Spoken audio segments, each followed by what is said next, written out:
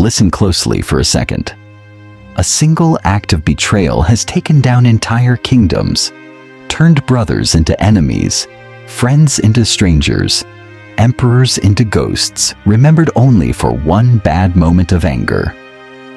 All through history, countless powerful men genuinely believed armies or politics or plain bad luck defeated them. They were wrong. Long before the world ever got to them, something far more dangerous had already gotten there first: their own uncontrolled mind. Marcus Aurelius understood this better than almost anyone who's ever lived. While ruling the biggest empire on the planet, he got word that would have sent most rulers into blind rage. A man he'd trusted, promoted, honored, had just declared himself the new emperor of Rome. The whole empire teetered on the edge of chaos. The Senate panicked. Soldiers geared up for war. Everyone waited for him to answer betrayal with revenge, because history had always taught people that power speaks through violence. But Marcus refused to become another prisoner of his own anger. Before making a single move, he chose to master the one battlefield that actually mattered: his own mind. While everyone else sharpened swords, he sharpened judgment. While everyone else surrendered to emotion, he strengthened his self-control. He understood something that's still basically invisible to most people today: a man who can't rule himself will never truly rule anything else, no matter how much power he seems to be holding. The rebellion eventually collapsed, and the man who betrayed him never got the throne he was dreaming of. But the real victory here was never that a traitor fell. It was that Marcus refused to let another man's actions decide the condition of his own soul. He guarded his peace more fiercely than most people guard their reputation, their money, even their own pride. Now compare that to your own life for a second. A single insult can rattle around your head for days. One careless comment can steal your confidence for a week. One unanswered text can keep you up at night. One stranger's opinion can quietly reshape how you see yourself. And here's the kicker: the people who disturb your peace usually forget about it within minutes, while you're still hauling around the weight they dropped on you. Weeks, months, sometimes years later. This is how freedom actually gets stolen, not through chains, not through enemies, but through unconscious reactions, repeated so often they start feeling like your actual personality. Every impulse you never question becomes another invisible link in a chain around your own mind. The Stoics figured out something extraordinary here. Peace was never found by escaping the world. Strength was never built by dodging pain. Freedom was never created by controlling other people. That battle's lost before it even starts. Real power gets born the moment you become impossible to manipulate, impossible to intimidate, impossible to disturb from the inside.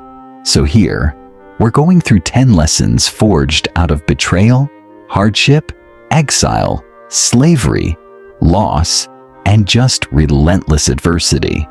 Stick around till the last one, because it doesn't just wrap everything up, it kind of changes the meaning of every lesson before it. Lesson 1.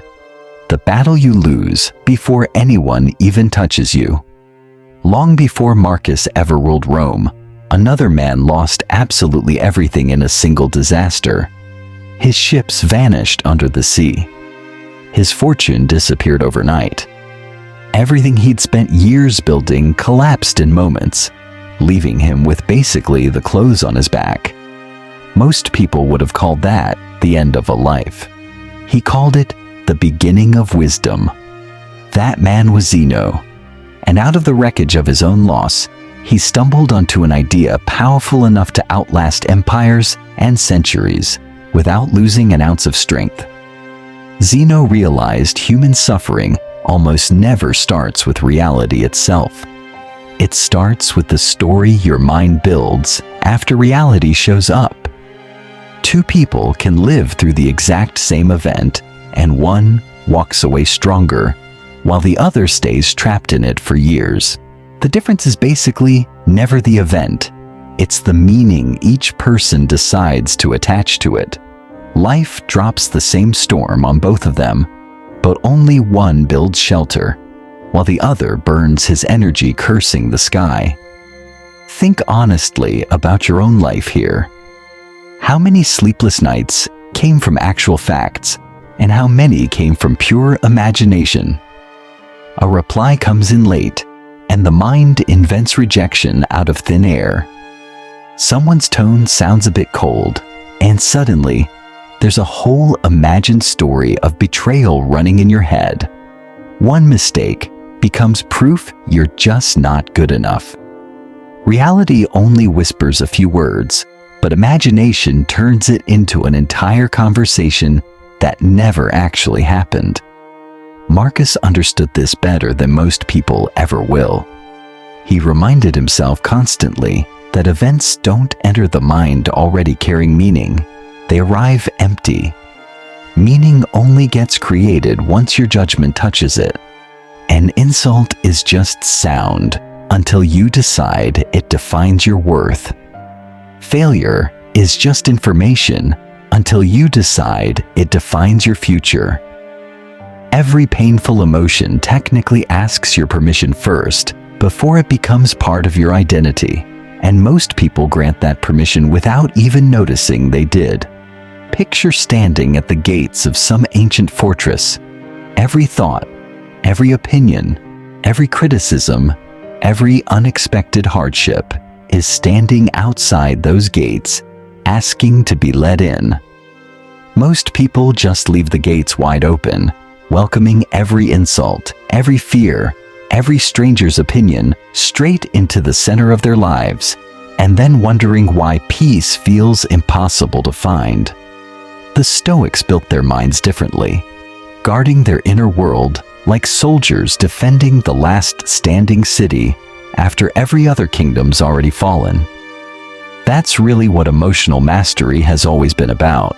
It was never about controlling the world. It's about controlling the gate. You can't stop betrayal from existing. Can't prevent criticism, rejection, loss, disappointment from showing up in your path. But you always have one power nothing can take from you. You choose what's allowed into your character and what gets left standing outside the walls. The quality of your life depends less on what happens to you than on what you refuse to let live inside you. So before trying to fix your relationships, your career, your circumstances, ask yourself one question that's been quietly transforming lives for over 2,000 years. Who's actually been ruling the gates of my mind, my own wisdom, or everyone else's opinion? Lesson 2. Judgment is the invisible chain. Every prison ever built has walls. Every cage has bars. Every chain can be seen with your own eyes. But the most dangerous prison there is has none of that. It's built entirely inside the mind. Millions of people wake up every single morning convinced they're free. And yet, their happiness rises and falls with someone else's opinion, someone else's approval, someone else's mood. The tragedy isn't that they're imprisoned. It's that they mistake the prison for reality itself. Epictetus figured this out long before the modern world existed. He entered life enslaved. Another man owned his body, controlled his future, could punish him without ever explaining why. His leg was reportedly permanently damaged by his own master. And yet history remembers Epictetus as one of the freest men who ever lived, while the names of the men who claim to own him have basically evaporated from history. Sit with that for a second.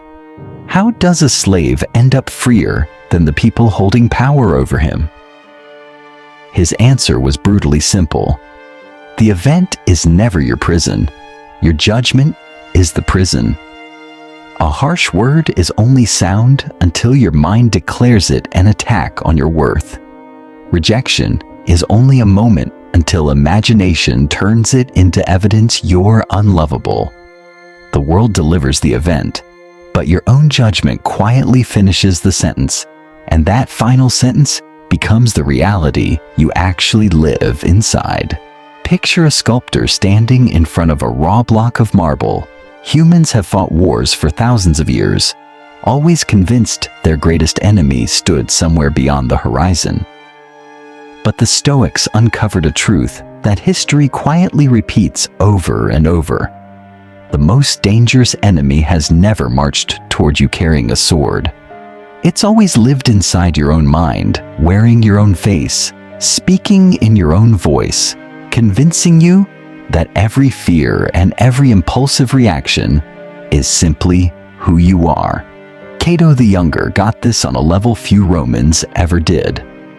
While everyone else trained their bodies for battle, Cato trained his mind for loss. He deliberately imagined losing his wealth, his position, his comfort, even the people he loved, not because he enjoyed suffering, but because he refused to let reality catch him off guard. A man who's already faced disaster inside his own imagination can't be broken so easily once disaster actually shows up. He took away fear's greatest weapon by refusing to leave the unknown unknown. Most people live in the opposite direction, honestly. They rehearse comfort daily and panic the second life refuses to stick to their script. They expect loyalty from people whose characters never actually been tested. They expect permanence in a world where everything's constantly shifting. Then, when reality behaves exactly the way reality's always behaved, they call it unfair. That pain often isn't created by the event itself. It's created by the collision between reality and the fantasy they secretly believed life owed them. Look honestly at your own patterns here. How often have you been disappointed simply because the world refused to follow a story you'd written without asking its permission first? You expected appreciation, got silence instead. Expected loyalty, met betrayal. Every expectation became a kind of invisible contract with reality, except reality never actually signed a single one of them. The world didn't betray your expectations, and your expectations betrayed you. That's exactly why the Stoics practiced acceptance instead of illusion.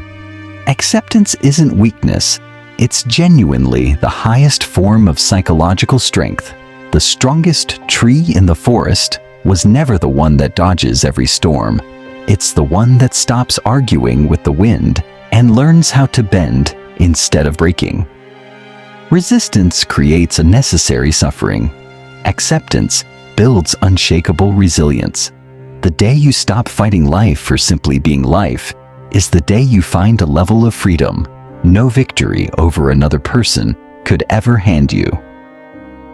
Lesson 5. Become the man who cannot be provoked. Powers never belonged to the loudest voice in the room, never belonged to the quickest temper, the sharpest insult, or the strongest fist. Real power has always belonged to the person who simply can't be manipulated. Every argument, every insult, every betrayal carries a hidden invitation. It's asking you to abandon your reason and hand over control of your own mind. The second you react without any real awareness, you've unknowingly placed your emotions into someone else's hands, and from that point on, they don't even need to defeat you. They just need to provoke you. A man who can be provoked on command isn't really in control of his own life. He's just following instructions written by somebody else. The Stoics understood emotional reactions are often just invisible forms of obedience, whenever another person's words instantly decide your mood. They've quietly become the author of your inner world. Marcus reminded himself constantly that people act according to the limits of their own understanding. The dishonest deceive because they don't know honesty. The arrogant chase superiority because they've never found real inner security. The angry spread anger because peace is something they've never actually learned to hold. Once you get that, something shifts. Instead of taking every insult personally, you start seeing every action as a reflection of the other person's character, rather than a definition of your own. Picture a calm lake surrounded by mountains. Its surface stays still until someone tosses a stone in. Small ripples show up, but after a bit, the lake goes quiet again. Now picture a muddy swamp instead. Toss the same stone, and everything gets darker, dirtier, more chaotic. The stone was identical, only the condition of the water was different. Life's going to throw stones at every human being, without exception. The real question was never whether stones would come. It's whether your own mind has become a peaceful lake or a restless swamp that lets every disturbance define its whole nature. This is why emotional discipline was never about suppressing feeling. It's about refusing to become a puppet, controlled by every passing circumstance. Feel the emotion, just don't become the emotion. So next time someone tries to provoke you, pause before handing them the reaction they were expecting. Silence often speaks with more authority than argument ever could, and composure wins battles force never manages to. Lesson 6. The man who needs nothing cannot be controlled. Every form of control starts with one question, though it's rarely said out loud. What does this person need so badly that I can use it against them? Some men are controlled through praise, others through wealth, status, comfort, or just a desperate need to be accepted. The world doesn't enslave people through force nearly as often as it does through attachment. Whatever you believe you can't live without quietly becomes the chain life wraps around your mind. The heavier that attachment, the easier it becomes for the world to pull you wherever it wants. Diogenes understood this with almost unsettling clarity. While kings surrounded themselves with luxury and endless possessions, he deliberately chose to own next to nothing. When Alexander the Great, the most powerful man alive at the time, stood in front of him and offered to grant literally any wish, Diogenes didn't ask for gold, power, or influence. He just said, "Stand out of my sunlight." In that one moment, history revealed two totally different definitions of power. One man had the whole world and still wanted more. The other had almost nothing and therefore couldn't be tempted by anything at all. The king could command entire nations, but he couldn't command a man who wanted nothing from him. Most people spend their entire lives quietly strengthening the exact chains that keep them trapped.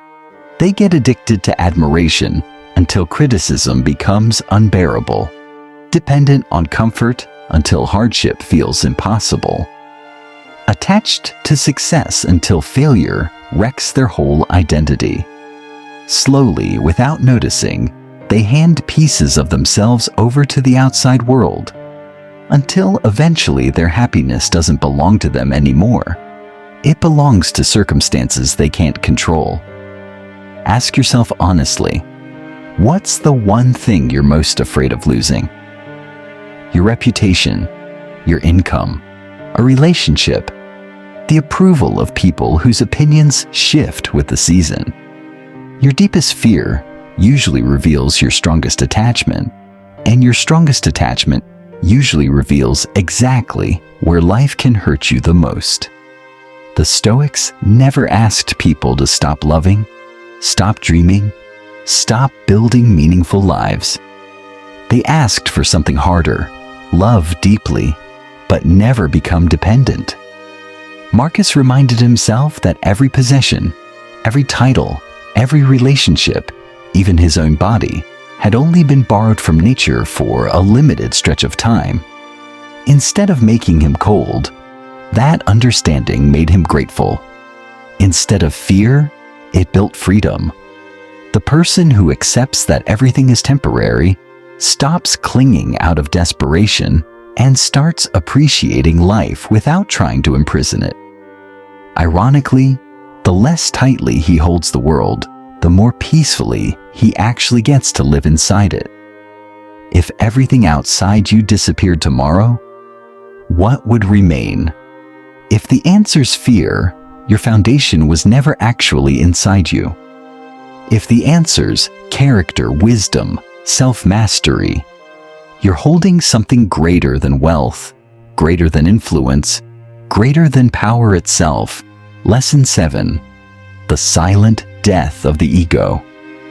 There's a force more destructive than failure, more deceptive than pride, more dangerous than hatred, and it never shows up wearing an enemy's face. It arrives disguised as your own identity. The Stoics called it the greatest obstacle to wisdom because it convinces you every disagreement is a personal attack, every criticism an insult to your worth, every defeat proof you've become less valuable. This invisible force is the ego. It doesn't seek truth, it seeks protection. And the second your ego becomes more important than reality, your growth quietly grinds to a halt. Socrates understood this better than maybe anyone who ever walked the streets of Athens. When the oracle declared him the wisest man alive, he didn't celebrate, didn't declare himself superior. Instead, he landed on a conclusion so profound it still echoes today. I know that I know nothing. That wasn't weakness. That was the foundation of real intellectual freedom. The moment a man believes he's got nothing left to learn, he unknowingly locks the door on every future lesson life was ready to teach him. Certainty feels comforting, but it's often just the beginning of ignorance. Watch how ego shapes ordinary life. Someone corrects you, and instead of listening, you start building a defense.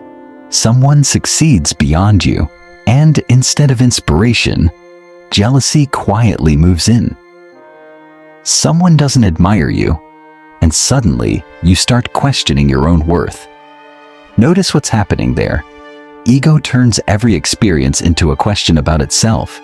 It can't just observe reality. It has to constantly ask, what does this say about me? In doing that, it puts you at the center of a universe that was never actually revolving around you. Picture trying to fill a cup that's already overflowing. No matter how pure the water is, nothing new can get in. There's simply no room left. The human mind works exactly the same way. Someone who believes he already has every answer can't receive wisdom. Someone who believes he's always right can't discover the truth. Marcus constantly reminded himself that praise and criticism are both just temporary echoes passing through imperfect minds. He refused to build his identity on applause because applause disappears, and refused to collapse under criticism because criticism disappears too. His character was measured by whether he stayed faithful to reason, justice, humility, self-control, when nobody was watching at all. So ask yourself something uncomfortable. Are you searching for truth, or searching for evidence that your ego was right all along? One path leads to endless arguments and fragile confidence. The other leads to wisdom and a mind that's stopped fearing being wrong because it's found something far more valuable than looking smart: the courage to keep getting wiser. Lesson 8. Everything you fear is borrowed. One of the biggest delusions the human mind's ever cooked up is the belief that anything in this world truly belongs to us. We say my body, my success, my reputation, my family, as if life signed some contract guaranteeing these things stick around forever.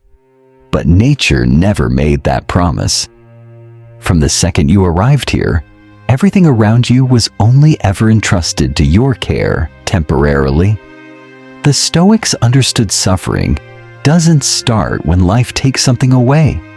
It starts the moment we convince ourselves that what was only borrowed was actually ours to keep.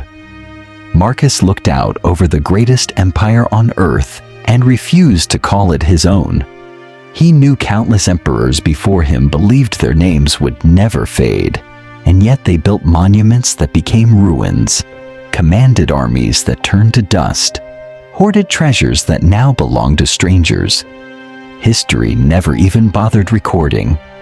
Time treated kings and beggars with exactly the same indifference. The empire was borrowed. The throne was borrowed. Even the body sitting on that throne was borrowed. Once you actually grasp this, gratitude quietly starts replacing entitlement, and peace starts replacing fear. The modern world teaches you to grip everything tightly: your status, your image, every relationship. Like your survival depends on it. But the tighter you grip temporary things, the more terrified you become of losing them. Fear grows in exact proportion to attachment. Picture standing beside a flowing river, dip your hand in, and for a second, it feels like you're holding the water. But close your fingers, and it just slips away. Life moves exactly like that. Every experience, every achievement, every person you love is flowing through time just like that river. You were never meant to imprison the current, only to appreciate its beauty while it passed you by. So before fear convinces you you're about to lose everything, remember this: you can't lose what was never permanently yours in the first place. You can only return what life generously let you experience for a while. The moment you stop trying to own the temporary, you start discovering something eternal inside yourself instead. A character that can't be stolen, a wisdom that can't decay, a peace no passing circumstance can carry off. Lesson 9. Death isn't your enemy. Forgetting how to live is. Every human being's born with an invisible companion, one that never speaks, never demands attention, never leaves your side. It walks beside the emperor just as faithfully as it walks beside the beggar. Most people spend their whole lives pretending it doesn't exist, distracting themselves, postponing their dreams, living as if another year, another decade, is somehow guaranteed. But the Stoics believed the greatest illusion was never death itself. It was believing you have unlimited time to spare. Marcus returned to this idea again and again, not because he was obsessed with dying, but because he refused to waste the privilege of actually being alive. Every decision got clearer viewed through the lens of mortality. Petty arguments lost their weight. Vanity became meaningless. The endless chase for approval revealed itself as an exhausting game with no real payoff. When you genuinely remember your time is limited, you stop treating your days like they're ordinary and start treating each moment as something that can never be replaced once it's gone. Look at how most people actually live. They postpone becoming disciplined until next month. Postpone forgiving until the right moment shows up. Postpone chasing their purpose until they feel confident enough. Years quietly slip by while they keep negotiating with a future that's never actually promised to arrive. Then one day they notice the life they were planning got quietly replaced by the life they kept delaying. Time didn't betray them. Their own hesitation did. Picture holding a handful of sand. The harder you try to ignore it, the more silently it slips through your fingers, and every grain that falls is a moment that's never coming back. The Stoics never let awareness of death create fear. They let it create clarity. Mortality wasn't a shadow hanging over life. It was the light revealing what actually mattered. If your life could end at some unknown moment, hatred becomes an unbearable burden to carry. Pride becomes unnecessary weight. Envy becomes a meaningless distraction. You stop asking how long you'll live and start asking whether you're living in a way that deserves the time you've already been given. So before you waste another day chasing approval, delaying your purpose, or dragging around resentment that adds nothing at all, remember, death isn't waiting to punish you. It's quietly reminding you every breath is priceless, precisely because it can't be repeated. Lesson 10. The greatest victory is conquering yourself.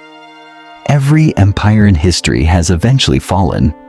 Rome, once feared by the entire world, became nothing more than weathered stone. Mighty kings vanished. Victorious generals ended up buried beneath the same earth as the soldiers they once commanded. Time spared no throne, no fortune, no name. But there's one victory time's never managed to erase. And it's not victory over another nation or an enemy. It's the victory a human being wins over himself. The Stoics believed every external achievement is temporary, but self-mastery is the one conquest history can't touch. Marcus wore the crown of the most powerful empire on earth and still never considered Rome his greatest responsibility. Every morning, he reminded himself that ruling millions would mean nothing if he stayed a servant to anger, fear, greed, pride, or pleasure. To the world, he looked like he was commanding an empire. In reality, he was fighting a far harder war that nobody else could actually see.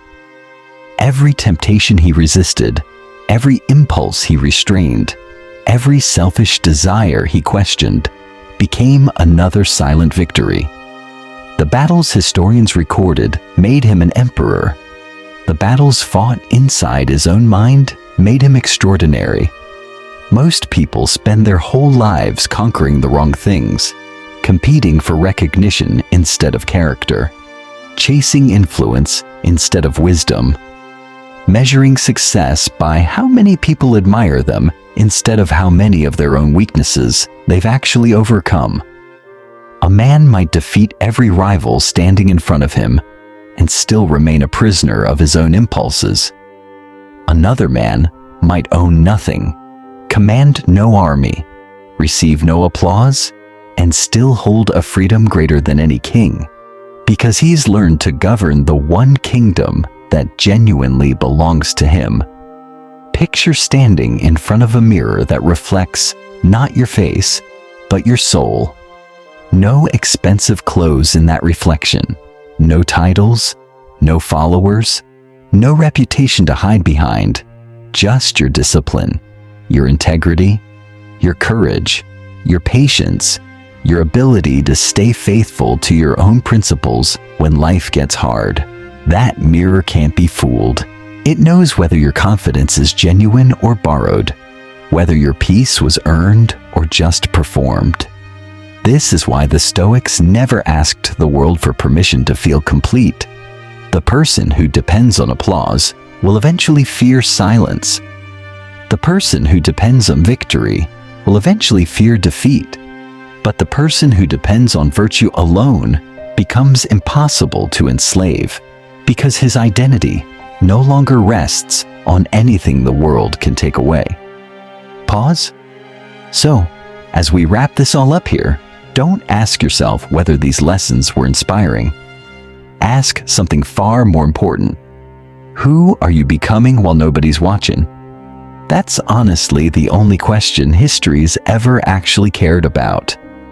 Long after your possessions are gone, long after your achievements are forgotten, long after your name fades from memory, one thing sticks around: the character you built through every decision, every sacrifice, every single moment you chose wisdom over impulse.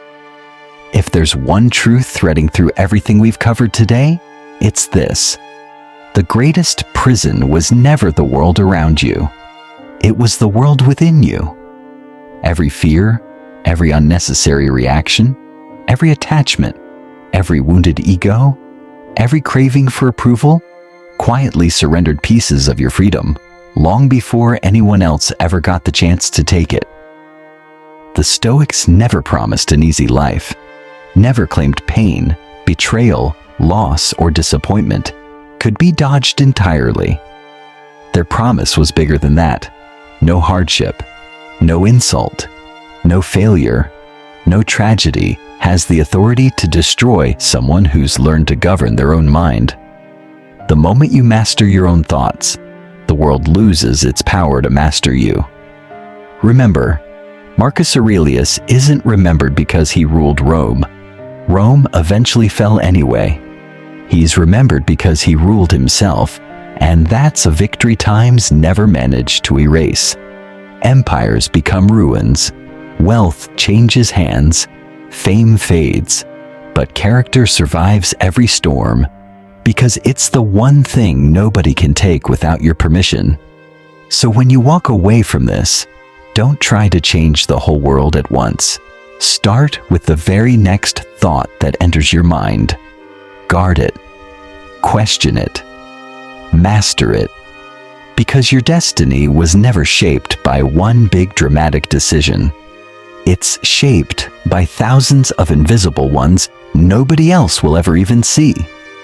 Protect your mind, master yourself, and let the world do whatever it's going to do anyway.